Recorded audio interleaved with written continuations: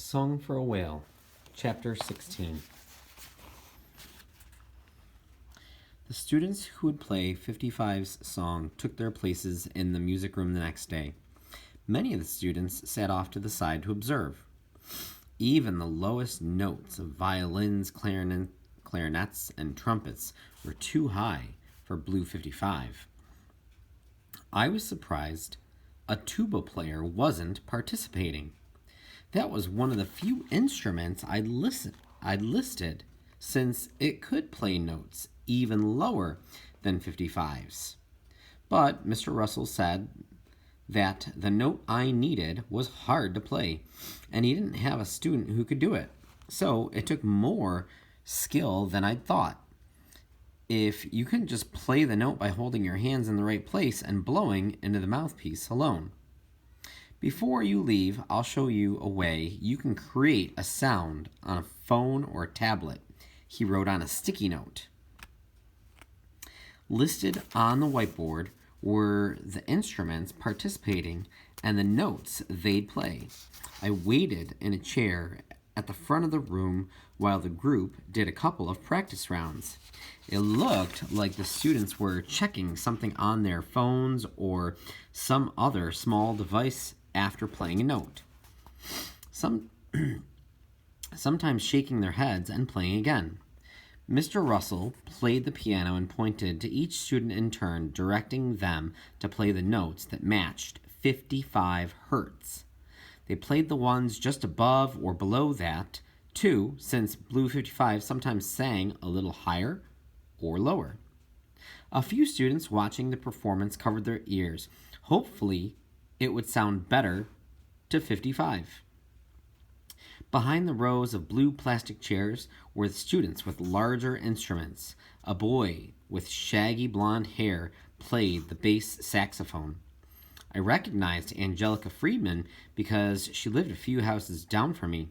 She moved the fingers of one hand along the neck of an upright bass, the instrument I'd always thought of as an overgrown violin. Her other hand worked the bow back and forth across the strings. After a few minutes, Mr. Russell said something to the group, then stood up from the piano bench and wrote, "Ready for the real thing?" on the board. Mr. Russell turned on the microphones and stereo equipment. Later, he'd email me the recording of the song. If the room didn't have deep wall-to-wall carpet, I could have taken off my shoes to feel the vibrations of the music, like of the bass drum that sat on the floor. I wondered what all those instruments sounded like together. Then reminded myself it was like the song of 55 I'd felt on the computer speakers at home. I just wished I could feel it then. Instead of sitting down again after pressing the record button, Mr. Russell pointed to me, then to the piano bench. I pointed to my chest. "Me?" He nodded. Then he wrote, "It's your song. Only fair you get to play it." I smiled and sat at the bench. Playing Blue 55's song was even better than hearing it. Mr. Russell made a tapping motion near the correct key, but I already knew which note to play. I placed a finger on the 13th key, then looked up to wait for his cue. When he waved his hands, I tapped the piano key over and over while the other students played their notes. I played the 12th and 14th keys also to add the sounds just above and below 55 hertz. Mr. Russell raised a hand, then made a fist. After we paused the recording, everyone applauded, even the students who'd been covering their ears. Maybe they were just clapping because it was over, but I didn't mind. We had the song that would tell 55 someone was out there. As the students took their seats for the regular practice, Mr. Russell showed me an app on his tablet. He held the phone near the piano and pointed to the 13th key. When I tapped it, the phone's microphone picked up the sound. Wavy lines appeared on the screen, along with the name of the note. A1. Best of all, a readout of the frequency, 55 hertz, appeared next to the sound wave with each strike of the key. Mr. Russell pointed to the students to show me that they were using similar apps. That was how they knew if they hit the right note. Already, I felt closer to Blue 55 from playing that sound like the one he sang. Mr. Russell showed me how to adjust a wheel on the screen to select any musical instrument. That was what he meant when he said I could play the tuba note myself.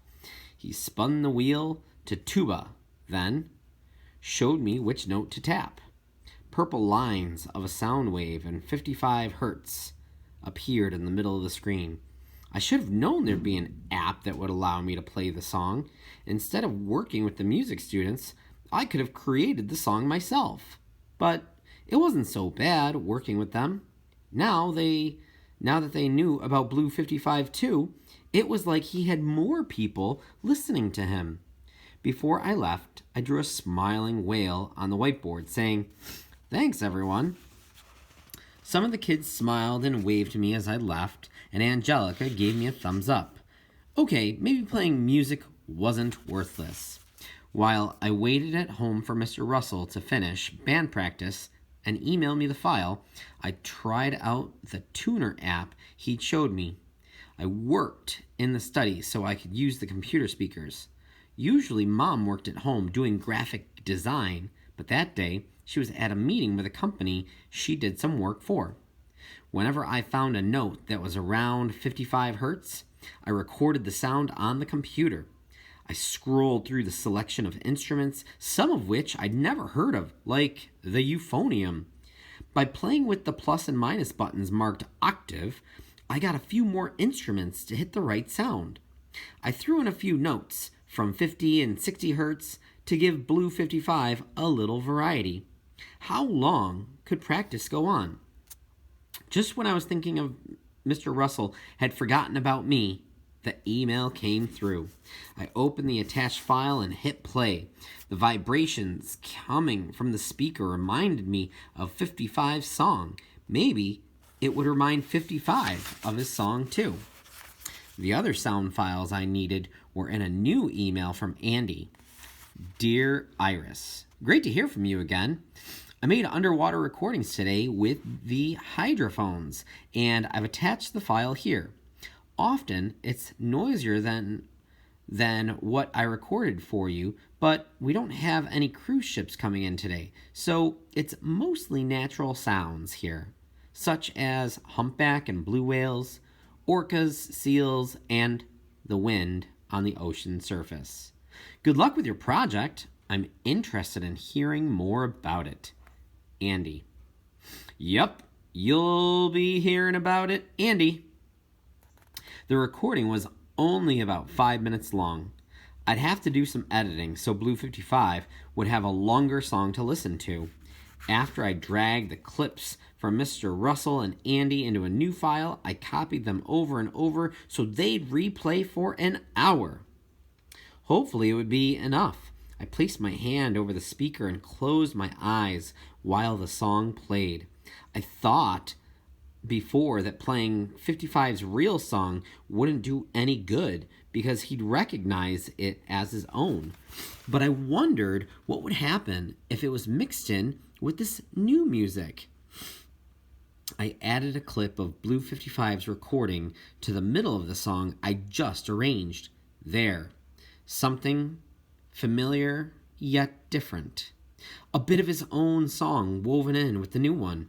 It was impossible to make the song exactly like 55's, but I did my best to stretch out the notes or clips so they'd match the pattern of his music. I read that whale songs were made up of units like single moans, chirps, or cries put together to build phrases. A bunch of phrases made a theme, like spoken words that make up sentences and then paragraphs, or like signs that made up phrases, then conversations or poems or stories. Maybe 55 would know this story was for him. After all that work, I had to sit there for a while to figure out my reply. This would be the most important message I'd ever written. It had to be just right. Dear Andy, thanks so much for sending the recording of the sanctuary animals. It's just what I needed for my project.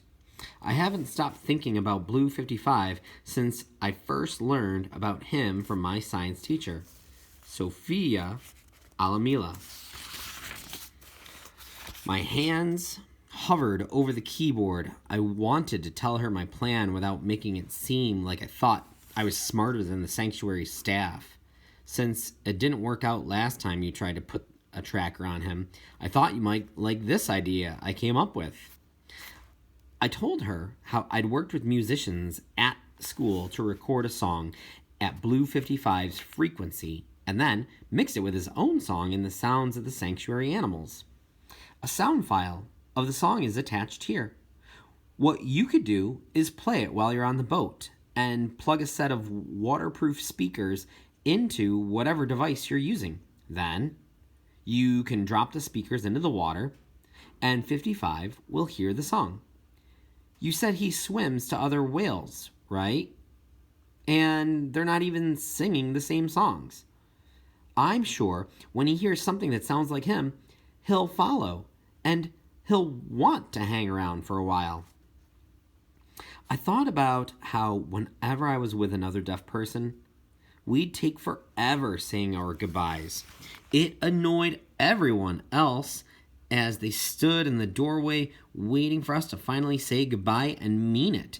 We'd almost get there, then think of something else to tell each other. If you don't know when you'll get to talk to someone like you again, you don't want your time together to end. Whenever he's near your sanctuary, this song can help him feel at home. Maybe other sanctuaries could play it too, like when he migrates to warmer areas. He won't feel so alone hearing something like himself out there. I don't know how many times I reread that email to make sure it looked right. It had to be professional, but casual too, as if we sort of knew each other and were working for the same thing. I kept editing the message, changing words here and there, and then changing them back again. Finally, I did it. I held my breath and clicked send. Your song is on the way, Blue 55.